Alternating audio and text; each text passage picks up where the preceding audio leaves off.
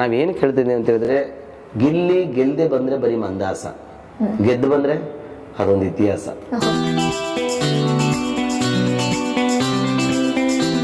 ಅವ್ರು ಬರೇ ಹುಚ್ಚು. ಆದ್ರೆ ಒಂದಂತೂ ಸತ್ಯ, ಈ ಸೋಷಿಯಲ್ ಮೀಡಿಯಾದಲ್ಲಿ 98% ಒಳ್ಳೆ ಮಕ್ಕಳು ಇರ್ತಾರೆ, ಇನ್ನು 2% ಇರ್ತಾರಲ್ಲ ಅವ್ರು ಬೇರೆ ಮಕ್ಕಳು.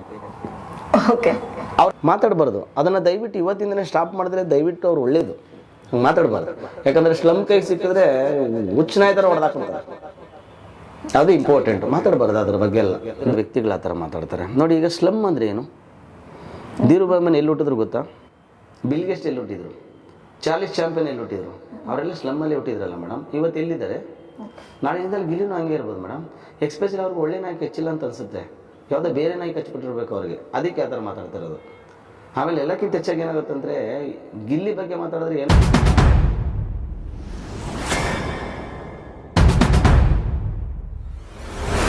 ನೋಡಿ. ರಿಷಬ್ ಶೆಟ್ಟಿ ಸರ್ ಮದುವೆ ಮಾಡ್ಕೊಂಡ್ರು ನೋಡಿ, ಅವ್ರ ಲೈಫ್ ಹೆಂಗೆ ಚೇಂಜ್ ಆಗುತ್ತೆ. ಎಸ್ ಸರ್ ಮದುವೆ ಮಾಡ್ಕೊಂಡ್ರೆ ಹೆಂಗೆ ಚೇಂಜ್ ಆಗುತ್ತೆ. ಅದು ಮೇಡಮ್ ಡ್ರೀಮ್ ಅಂತ ಹೇಳಿದ್ರೆ ಅವ್ರು ನಿಂತ್ಕೋಬೇಕು ನಿನ್ನ ಹಿಂದೆ, ನೀನೇನು ಮಾಡ್ತೀವಿ ಮಾಡು ಅಂತ. ಆವಾಗ ಬೇರೆ ಲೆವೆಲ್ಗೆ ಹೋಗ್ಬೋದು. ಓಕೆ, ಮಾತಾಡ್ಬೇಕಾದ್ರೆ ಈ ತರ ರಿಷಬ್ ಸರ್ ಬಗ್ಗೆ, ಯಶ್ ಸರ್ ಬಗ್ಗೆ ಗಿಲ್ಲಿ ಯಾವತ್ತಾದ್ರೂ ರೆಫರೆನ್ಸ್ ಕೊಟ್ಟಿದ್ದು ಅಥವಾ ಇದ್ರೆ ಈ ತರ ಇರಬೇಕು, ಯಾರ ಹೆಸರು ತಗೋತಾ ಇದ್ದೀವಿ? ನಾವು ಎಲ್ಲರ ಹೆಸರನ್ನು ತೊಗೊಂಡಿದ್ದೀವಿ. ಧನಂಜಯ ಸರ್ ತಗೊಂಡಿದ್ವಿ, ಡಾಲಿ ಧನಂಜಯ ಸರ್ನ. ಧನಂಜಯ ಸರ್ ಮದುವೆ ಆಗಿದೆ 39 ಇಯರ್ಸ್ಗೆ ಇರಬೇಕು. ನಾವು ಎಲ್ಲರೂ ಹುಡ್ಕೋದು ಗಿಲ್ಲಿ, ನಾವೆಲ್ಲ ಸ್ವಲ್ಪ ಲೇಟಾಗಿ ಮದುವೆ ಆಗ್ತಿದ್ದೀವಿ ಅಂತ ಅನ್ಸುತ್ತೆ ಅಂತ. ಲೇಟಾಗಿರೋ ಮದುವೆ ಯಾರಾಗಿದ್ದಾರೆ ನೋಡೋಣ ಅಂತ ಹೇಳ್ಬಿಟ್ಟು ಆನಂದ್ ಸಾಗರ್ ನೋಡೋದು, ಅಂಬರೀಶ್ ಸರ್ ನೋಡೋದು. ಅವರೆಲ್ಲ ಲೇಟಾಗಿ ಮದುವೆ ಆಗಿದ್ದಾರೆ, ನಮಗೂ ಚಾನ್ಸ್ ಇದೆ ಗಿಲ್ಲಿ ಮಾಡೋಣ ಅಂತ ಹೇಳ್ಬಿಟ್ಟು ಮದುವೆ ಆದ್ವಿ.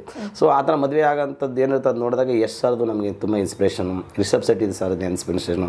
ಅವತ್ತು ಇತ್ತೀಚೆಗೆ ರಕ್ಷಿತ್ ಶೆಟ್ಟಿ ಸರ್ ಇದ್ದಾರೆ, ರಾಜ್ಬಿ ಶೆಟ್ಟಿ ಸರ್ ಇದ್ದಾರೆ. ಇವರೆಲ್ಲ ಇನ್ನೂ ಮದುವೆ ಆಗಿಲ್ಲ ಅಂತ ಹೇಳಿದ್ರೆ ನಾವೇನು ಇನ್ನೂ ಇಲ್ಲ, ಪರವಾಗಿಲ್ಲ ಬಿಡಪ್ಪ, ಅವ್ರಿಗಿನ್ನೂ ಇನ್ನೂ ಸ್ವಲ್ಪ ಹಿಂದಕ್ಕೆ ಇದೀವಲ್ಲ, ಇನ್ನೊಂದು 2-3 ವರ್ಷ ಟೈಮ್ ಇದೆ ಆಗೋಣ ಅಂತ. ಬಟ್ ಆ ಥರದ ಒಳ್ಳೆ ಹುಡುಗಿ ಸಿಕ್ಕರೆ ಖಂಡಿತ ಆಗ್ತೀವಿ ಮೇಡಮ್. ಓಕೆ, ಯಾವ್ದಾದ್ರು ಅಂದ್ರೆ ಊಟ ಮಾಡಕ್ಕೆ ಇಲ್ಲದೆ ಇರೋ ದಿನಗಳು ಹೌದು, ಬಟ್ ಇವತ್ತೆಲ್ಲ ಇದೆಯಲ್ಲ, ಯಾವ ಬೆಂಗಳೂರಲ್ಲಿ ಯಾವ ಗಲ್ಲಿ ಅಥವಾ ಎಲ್ಲಿ ಯಾವ ಪ್ಲೇಸ್ ಅಲ್ಲಿ ಬಾ ಇಲ್ಲೋಗಿ ಊಟ ಮಾಡೋಣ ಅಂತ ಕರ್ಕೊಂಡು ಹೋಗಿದ್ದು ಯಾವ್ದಾದ್ರು ಇದೆಯಾ ಸರ್? ಗಿಲ್ಲಿ ನಮ್ದು 90% ಅಲ್ಲ 99% ಹೊರಗಡೆ ತಿನ್ನಲ್ಲ ನಾವು. ಈಗ ಹೋಟ್ಲಾಗ ಊಟ ಮಾಡ್ತೀರಿ, ಏನು ತಿಂತೀರಿ ಅಲ್ಲಿ? ಅನ್ನ ತಿನ್ಬೋದು, ಬಿರಿಯಾನಿ ತಿನ್ಬೋದು, ಚಿಕನ್ ತಿನ್ಬೋದು, ಮಟನ್ ತಿನ್ಬೋದು. ಅವನ್ನೆಲ್ಲ ನಾವೇ ತಂದು ಮಾಡ್ತೀವಿ. ಅಲ್ಲಿ ಎಲ್ಲೋ ಫ್ರಿಜ್ಜಲ್ಲಿ ಮಡಗಿರೋದು ತಿನ್ನಕ್ಕೆ ನಾವೇನಕ್ಕೆ ಹೋಗ್ಬೇಕು? ಈಗ ನಾನು ಗಿಲ್ಲಿ ಒಳ್ಳೆ ಕುಕ್ಕು, ನಾನು ಒಳ್ಳೆ ಕುಕ್ ಮಾಡ್ತೀನಿ. ಯಾಕಂದರೆ ನಾನು ಅವೆರಡು ಒಳ್ಳೆ ಕುಕ್ ಕಲ್ತಿರೋದ್ರೆ ನಾವು 1 kg ಮಟನ್ ತಗೋತೀವಿ, ಬಿರಿಯಾನಿ ಬೇಕಾ ಬಿರಿಯಾನಿ ಮಾಡ್ತೀವಿ, ಮುದ್ದೆ ಮಾಡ್ತೀವಿ, ರೈಸ್ ಬೇಕಾ ರೈಸ್ ಮಾಡ್ತೀವಿ. ನಾವೇ ಮಾಡ್ಕೋತೀವಿ, ನಾವೇ ತಿಂತೀವಿ. ಇಷ್ಟೆಲ್ಲ ಆದಮೇಲೆ ಗಿಲ್ಲಿ ಬಗ್ಗೆ ಕಾಲು ಎಳೆಯೋದು ಅಥವಾ ಗಿಲ್ಲಿ ಅಂದರೆ ತುಂಬಾ ಬಡತನದಿಂದ ಅಥವಾ ಎಲ್ಲೋ ಗಲ್ಲಿಲಿ ಬೆಳೆದು ಬಂದಿರ್ಬೋದು, ಬಟ್ ಗಿಲ್ಲಿನ ಸ್ಲಮ್ ಅನ್ನೋದು, ಗಿಲ್ಲಿ ಫ್ಯಾನ್ಸ್ನ ಸ್ಲಮ್ ಅನ್ನೋದು ಎಷ್ಟು ಸರಿ ಅಂತ ಅನ್ಸುತ್ತೆ? ಸತೀಶ್ ಅವರು ಒಂದು ಕಮೆಂಟ್ ಪಾಸ್ ಮಾಡಿದ್ದಾರೆ, Gilli slum, Gilli fans slum ಅಂತ ಅಂತಿದ್ರೆ. ಸೊ ನಿಮ್ ಗೆಳೆಯನ ಬಗ್ಗೆ ಆತ ನಡೆದು ಬಂದ ದಿನಗಳ ಬಗ್ಗೆ ಈ ತರ ಹೀಯಾಳಿಸೋರ್ನ ಕಂಡ್ರೆ ನಿಮ್ಗೆ ಏನ್ ಅನ್ಸುತ್ತೆ? ಏನ್ ಹೇಳ್ತೀರಿ ನಿಮ್ ರಿಯಾಕ್ಷನ್? ಅವ್ರು ಎಷ್ಟೋ ಜನ ನಾಲೆಡ್ಜ್ ಇಲ್ದಿರೋ ವ್ಯಕ್ತಿಗಳು ಆ ಥರ ಮಾತಾಡ್ತಾರೆ ನೋಡಿ. ಈಗ ಸ್ಲಮ್ ಅಂದರೆ ಏನು? ಧೀರುಭಾಯಿ ಅಮ್ಮನ್ ಎಲ್ಲಿ ಹುಟ್ಟಿದ್ರು ಗೊತ್ತಾ? ಬಿಲ್ ಗೇಟ್ಸ್ ಎಲ್ಲಿ ಹುಟ್ಟಿದ್ರು? ಚಾರ್ಲಿಸ್ ಚಾಂಪಿಯನ್ ಎಲ್ಲಿ ಹುಟ್ಟಿದ್ರು? ಅವರೆಲ್ಲ ಸ್ಲಮ್ಮಲ್ಲಿ ಹುಟ್ಟಿದ್ರಲ್ಲ ಮೇಡಮ್. ಇವತ್ತು ಎಲ್ಲಿದ್ದಾರೆ? ನಾಳೆ ದಿನದಲ್ಲಿ ಗಿಲ್ಲಿನೂ ಹಂಗೆ ಇರ್ಬೋದು ಮೇಡಮ್. ಎಕ್ಸ್ಪೆಷಲಿ ಅವ್ರಿಗೆ ಒಳ್ಳೆ ನಾಯಕ ಹೆಚ್ಚಿಲ್ಲ ಅಂತ ಅನಿಸುತ್ತೆ, ಯಾವುದೋ ಬೇರೆ ನಾಯಕ ಹಚ್ಬಿಟ್ಟಿರ್ಬೇಕು ಅವ್ರಿಗೆ, ಅದಕ್ಕೆ ಆ ಥರ ಮಾತಾಡ್ತಿರೋದು. ಆಮೇಲೆ ಎಲ್ಲಕ್ಕಿಂತ ಹೆಚ್ಚಾಗಿ ಏನಾಗುತ್ತೆ ಅಂದರೆ, ಗಿಲ್ಲಿ ಬಗ್ಗೆ ಮಾತಾಡಿದ್ರೆ ಏನೋ ಅಲ್ಲಿ ಕಡೆ ತಗಡು ಬಗ್ಗೆ ಮಾತಾಡ್ತೀನಿ ಅಂತ ಅನ್ಕೊಳಕ್ಕೆ ಹೋಗ್ಬಾರ್ದು. ಅವ್ರು ಮಾತಾಡ್ತಿರೋದೇ ಟಗರ್ ಬಗ್ಗೆ. ಹೆಂಗೆ ಗುದ್ದುತ್ತೆ ಟಗರು ಅಂತ ಹೇಳಿದ್ರೆ, ಯಾಕಂದರೆ ಟಗರು ಅಂದ್ರೆ ಅವ್ರಿಗೆ ಅರ್ಥ ಆಗಿರುತ್ತೆ, ಹೇಳಬೇಕಾಗಿಲ್ಲ. ಅದು ಹಂಗೆ ಗುದ್ದುತ್ತೆ. ಒಳಗಡೆ ಇರೋದೇ ಅಂತ ಹೇಳ್ಬಿಟ್ಟು ಸುಮ್ಮನೆ ಮಾತಾಡಬಾರ್ದು. ನಿಮ್ಗೆ ಯುದ್ಧ ಕಳಿಸಿದ್ರೆ ಯುದ್ಧ ಮಾಡಬೇಕು ಒಳಗಡೆ. ಹೊರಗಡೆ ಬಂದು ಯಾಕೆ ಆ ಥರ ಮಾತಾಡೋದು? ಗಿಲ್ಲಿ ಯಾವತ್ತಾರ ಆ ಥರ ಮಾತಾಡಿದ್ದಾರೆ ಅವ್ರ ಬಗ್ಗೆ? ಅದನ್ನು ಅರ್ಥ ಮಾಡ್ಕೋಬೇಕಲ್ಲ. ನಿಮಗೆ ರಿಚ್ಚು, ನಾನು ತುಂಬ ರಿಚ್ಚಾಗಿ, ನೀವು ದೇವರು ನಿಮ್ಮನ್ನು ರಿಚ್ಚಾಗಿ ಇಟ್ಟಲ್ಲಿ. ಯಾಕಂದ್ರೆ ನೀವು 100 ಕೋಟಿ ನಾಯಿ ಸಾಕಿದ್ರಲ್ಲ ಮೇಡಮ್, ನಿಮ್ಮನ್ನು ರಿಚ್ಚಾಗಿ ಇರಲಿ, ನೋ ಪ್ರಾಬ್ಲಮ್. ಬಟ್ ಆ ಥರ ಎಲ್ಲ ಮಾತಾಡೋದು ತಪ್ಪು. ಅದು ಇಡೀ ಜಗತ್ತು ನಡೀತಿರೋದೇ ಸ್ಲಮ್ಮಿಂದ. ಕರೆಕ್ಟ್ ಅಲ್ವಾ? ಯಾಕಂದ್ರೆ ನೀವು ಬ್ಯಾನರ್ ಕಟ್ಟೋರು ಯಾರು ಬರ್ತಾರೆ? ಸಿನಿಮಾ ನೋಡೋರು ಯಾರು ಬರ್ತಾರೆ? ಕರೆಕ್ಟ್ ಅಲ್ವಾ ಮೇಡಮ್? ಹಂಗೆ ಮಾತಾಡಬಾರ್ದು. ಇಡೀ ಜಗತ್ತಲ್ಲಿ ಪ್ರತಿಯೊಬ್ಬರು 100% ಒಳ್ಳೊಳ್ಳೆ ಬಿಸ್ನೆಸ್ ಆಗ್ತಿರೋದು ಅಥವಾ ಏನೇ ನಡೀತಿದ್ರು, ಪಾಲಿಟಿಕ್ಸ್ ಇರ್ಬೋದು, ಸಿನಿಮಾ ಇರ್ಬೋದು, ಅಥವಾ ಯಾವುದೇ ಶೋ ಇರ್ಬೋದು, ಎಲ್ಲ ಒಂದು ಹೋಟ್ಲ್ ಇರ್ಬೋದು, ಬಿಸ್ನೆಸ್ ಮಾಡೋದು ಏನೇ ಆದರೂ ಮಿಡ್ಲ್ ಕ್ಲಾಸ್ ಪೀಪಲ್ ಅಥವಾ ಸ್ಲಮ್ ಪೀಪಲ್ಗಳೇ ಇಂಪಾರ್ಟೆಂಟ್. ಹಾಗೆ ಯಾರ ಬಗ್ಗೆನೂ ಹಂಗೆ ಮಾತಾಡಬಾರ್ದು. ಎಕ್ಸ್ಪೆಷಲಿ ಅವ್ರು ಎಲ್ಲೆಲ್ಲಿ ಬೆಳೀತಾರೋ ಗೊತ್ತಿಲ್ಲ. ಆದರೆ ಒಂದಂತೂ ಸಿಗ್ತಾ, ತಾವರೇ ಹುಟ್ಟೋದು ಎಲ್ಲಿ? ಕೆಸರಲ್ಲಿ.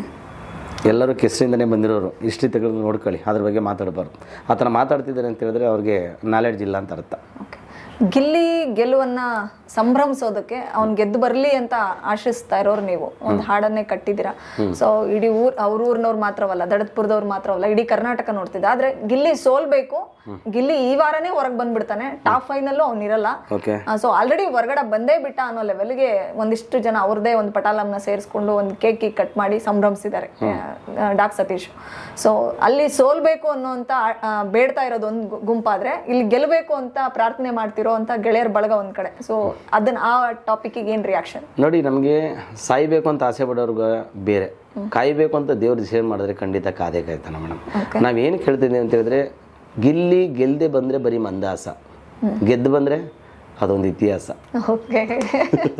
ಆಯಿತಾ? ಏನಕ್ಕೆ ಕೇಳ್ತಿದ್ದೀನಿ ಅಂತ ಹೇಳಿದ್ರೆ, ಅವ್ನು ಇಂಡಸ್ಟ್ರಿ ಬಂದಿದ್ದು ಎದೆ ತಟ್ಕೊಂಡಲ್ಲ ಮೇಡಮ್, ತೊಡೆ ತಟ್ಕೊಂಡು ಇಂಡಸ್ಟ್ರಿ ಬಂದಿರೋದು. ನಾನು ಗೆದ್ದೇ ಗೆಲ್ತೀನಿ, ಯಾಕಂದ್ರೆ ನಮ್ಮ ಹತ್ರ ಬಡತನ ಇದೆ, ಯಾಕೆ ಸರ್ ಅದನ್ನು ಮೆಟ್ಟು ನಿಲ್ಬಾರ್ದು ಅಂತ ನಾವು ಅವತ್ತೇ ಡಿಸೈಡ್ ಮಾಡಿದವ್ರು ನಾವು. ಯಾಕಂದರೆ ನಾವೆಲ್ಲ ಅರ್ಧ ಎಗ್ ರೈಸ್ ತಿನ್ಕೊಂಡು ಬದುಕಿದ್ದೀವಿ ಅಂತ ಹೇಳಿದ್ರೆ ನಮ್ಗೆ ಬಡತನ ಹೊಸದಲ್ಲ ಮೇಡಮ್. ಆದರೆ ಒಂದಂತ ಸತ್ಯ, ಗಿಲ್ಲಿ ಹತ್ರ ಟ್ಯಾಲೆಂಟ್ ಇದೆಯೇ ಇಲ್ವೋ? ಅದನ್ನು ಕರ್ನಾಟಕ ನೋಡಿದೆ ಇಲ್ವೋ? ಅಲ್ಲಪ್ಪ, ನಿಮಗೆ ಟ್ಯಾಲೆಂಟ್ ಇದ್ರೆ ನೀವು ಅಲ್ಲಿ ಯುದ್ಧ ಮಾಡ್ಬೋದಾಯ್ತಲ್ಲ, ಯಾಕೆ ಹೊರಗಡೆ ಬಂದು ಹಂಗೆಲ್ಲ ಮಾತಾಡ್ತೀರಿ? ಮಾತಾಡಬಾರ್ದು. ಅದನ್ನು ದಯವಿಟ್ಟು ಇವತ್ತಿಂದನೇ ಸ್ಟಾಪ್ ಮಾಡಿದ್ರೆ ದಯವಿಟ್ಟು ಅವ್ರು ಒಳ್ಳೇದು. ಹಂಗೆ ಮಾತಾಡಬಾರ್ದು. ಯಾಕಂದರೆ ಸ್ಲಮ್ ಕೈಗೆ ಸಿಕ್ಕಿದ್ರೆ ಹುಚ್ಚನಾಯ ಥರ ಹೊಡೆದಾಕ್ಬಿಡ್ತಾರೆ. ಅದು ಇಂಪಾರ್ಟೆಂಟ್, ಮಾತಾಡಬಾರ್ದು ಅದ್ರ ಬಗ್ಗೆ ಎಲ್ಲ.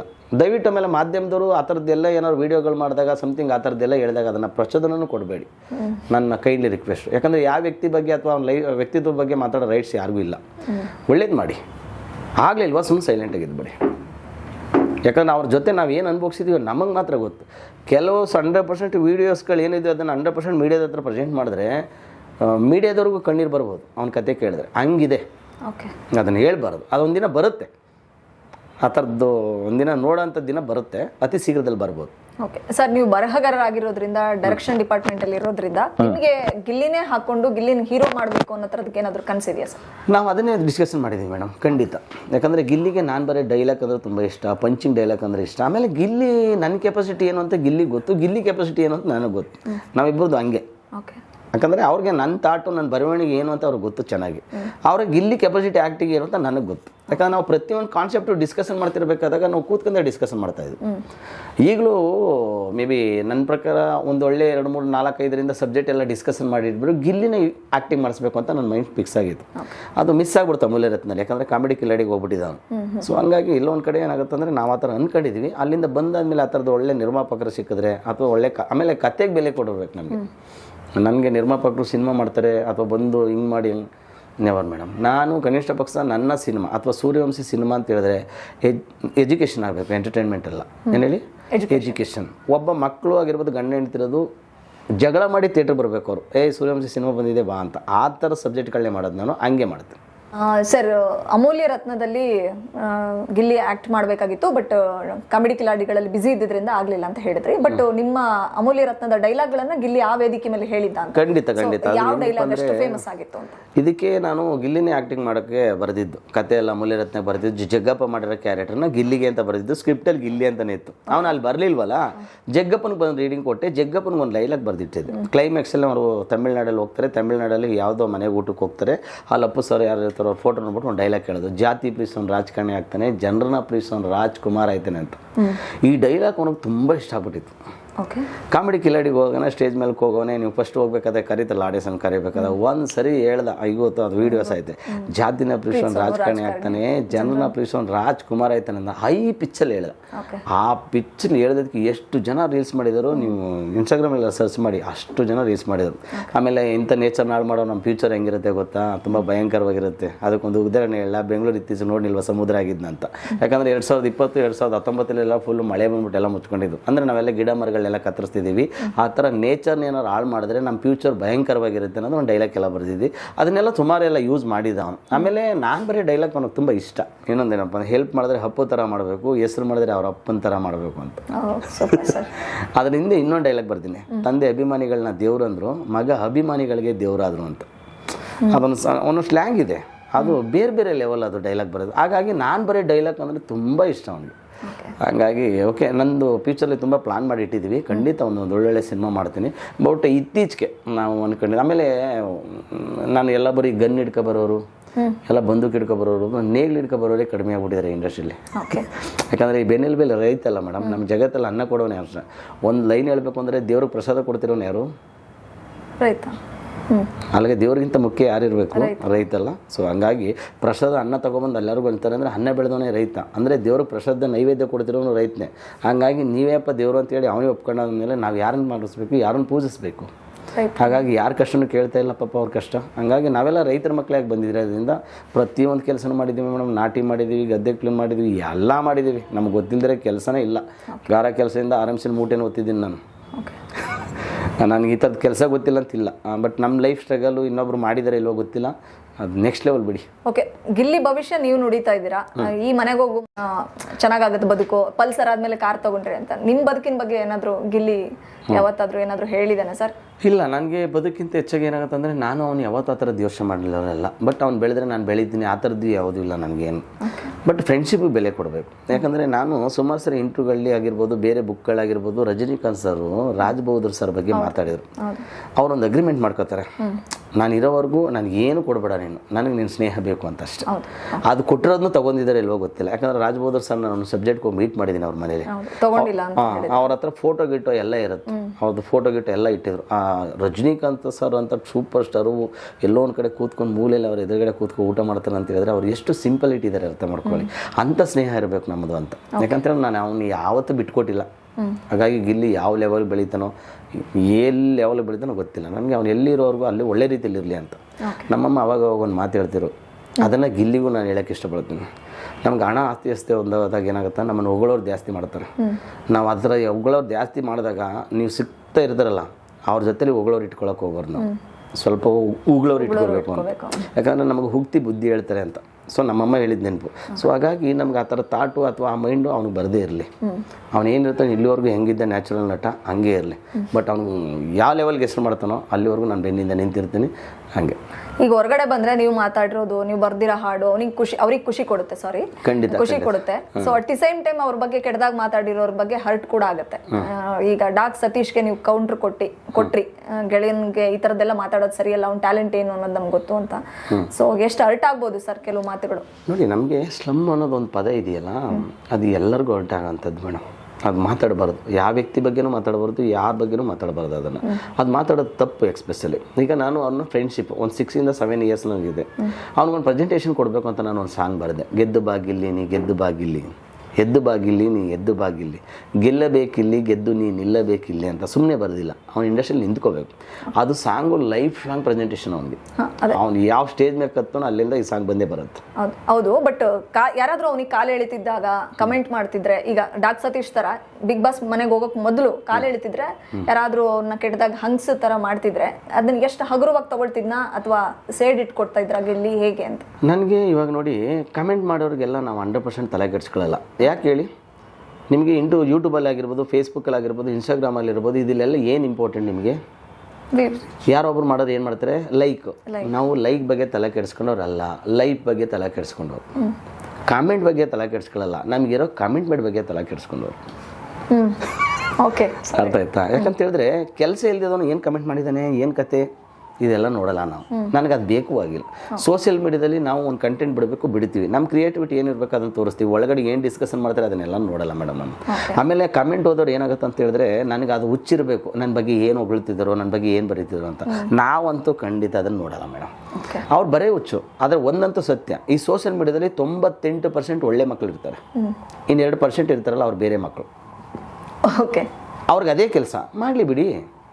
ಅದು ಅತಿರೇಕಕ್ಕೆ ಹೋಗ್ಬೇಕಾದ್ರೆ ಎಲ್ಲೆಲ್ಲಿಗೆ ಹೋಗಬೇಕು, ಅದು ಏನೇನು ಮಾಡಬೇಕು ಅದನ್ನು ಮಾಡೇ ಮಾಡ್ತಾರೆ. ಯಾಕಂದರೆ ಅದಕ್ಕೆ ಸೈಬರ್ ಕ್ರೈಮ್ ಇದೆಯಲ್ಲ ಮೇಡಮ್, ಅದು ಅತಿರೇಕ ಆದರೆ ಏನೇನು ಮಾಡಬೇಕು ಅದನ್ನು ಮಾಡ್ತೀವಿ. ಹಾಗಾಗಿ ಅದು ತಪ್ಪು, ಅದು ಮಾತಾಡಬಾರ್ದು. ಯಾಕಂದರೆ ಅವ್ರಿಗಿನ ಚೆನ್ನಾಗಿ ಕಮೆಂಟ್ ಆಗೋದು ಬರುತ್ತೆ, ಅವ್ರಿಗಿನ ಚೆನ್ನಾಗಿ ಬರವಣಿಗೆನೂ ಕಲ್ತಿದ್ದೀವಿ ನಾವು. ಬಟ್ ನಾವು ಇನ್ನೊಬ್ಬರ ಮನಸ್ಸಿಗೆ ಹರ್ಟ್ ಮಾಡಬಾರ್ದು ಅನ್ನೋದು ಅಷ್ಟೇ ನಾವು ಕಲ್ತಿರೋದು. ನಾವು ಯಾರ ಮನಸ್ಸಿಗೂ ಹರ್ಟ್ ಮಾಡಲ್ಲ. ಅತಿರೇಕ ಆದರೆ ಅದು ಚೆನ್ನಾಗಿರಲ್ಲ. Okay, final words. ನಿಮ್ಮ ಇನ್ನೇನು 2 ವಾರ ಉಳ್ಕೊಳ್ತು ಸರ್, ಏನು ಹೇಳ್ತೀರಿ ಗಿಲ್ಲಿ ಅವರ ಆಟದ ಬಗ್ಗೆ ಮತ್ತೆ ಅವ್ರು ಗೆದ್ದು ಬರೋ ಬಗ್ಗೆ ಏನು ಹೇಳ್ತೀರಾ ಒಬ್ಬ ಗೆಳೆಯನಾಗಿ? Look at camera. 100% Gilli Nata 100% ಗೆಲ್ತಾನೆ. ಆ ಕಾನ್ಫಿಡೆಂಟು ನನಗೆ ಅಂತಲ್ಲ, ಎಂಟರ್ ಕರ್ನಾಟಕ ಜನತೆಗಿದೆ. ಒಂದು ಹೇಳ್ತೀನಿ, ದೇವ್ರದಿಂದ ಅವ್ನು ಗೆದ್ದು ಬರಲಿ. ಆದರೆ ಅಕಸ್ಮಾತ್ ಆ ಥರದ್ದು ಏನಾರು ಆದರೆ, ಗಿಲ್ಲಿ ಗೆಲ್ಲದೆ ಬಂದರೆ ಬರೀ ಮಂದಾಸ, ಗೆದ್ದು ಬಂದರೆ ಅದೇ ಒಂದು ಇತಿಹಾಸ. ಒಳ್ಳೆಯದಾಗಲಿ. Thank you. Okay, thank you so much sir. ಸಾಕಷ್ಟು ಇಂಟ್ರೆಸ್ಟಿಂಗ್ ವಿಚಾರಗಳನ್ನ ನಮ್ಮ ಜೊತೆ ಹಂಚ್ಕೊಂಡ್ರಿ. ಗೆಳೆಯನ ಗೆಲುವನ್ನ ನೋಡೋರು ಇವತ್ತಿನ ಕಾಲಘಟ್ಟದಲ್ಲಿ ತುಂಬಾ ಕಡಿಮೆ. ಅವನ್ ಗೆದ್ರೆ ನಂಗೇನ್ ಸಿಗುತ್ತೆ ಗುರು, ಫಸ್ಟ್ ನಾನ್ ಗೆಲ್ಬೇಕು ಅಂತ. ಬಟ್ ಆದ್ರೆ ನೀವು ರಜನಿಕಾಂತ್ ಸರ್ನ ಎಕ್ಸಾಂಪಲ್ ಕೊಟ್ರಿ. ಸೊ ರಜನಿಕಾಂತ್ ಸರ್ ಗೆಲ್ಲುವ ಅದರ ಹಿಂದೆ ಶಕ್ತಿಯಾಗಿ ನಿಂತಿದ್ದು ರಾಜ್ ಬಹದ್ದೂರ್ ಅಂತ.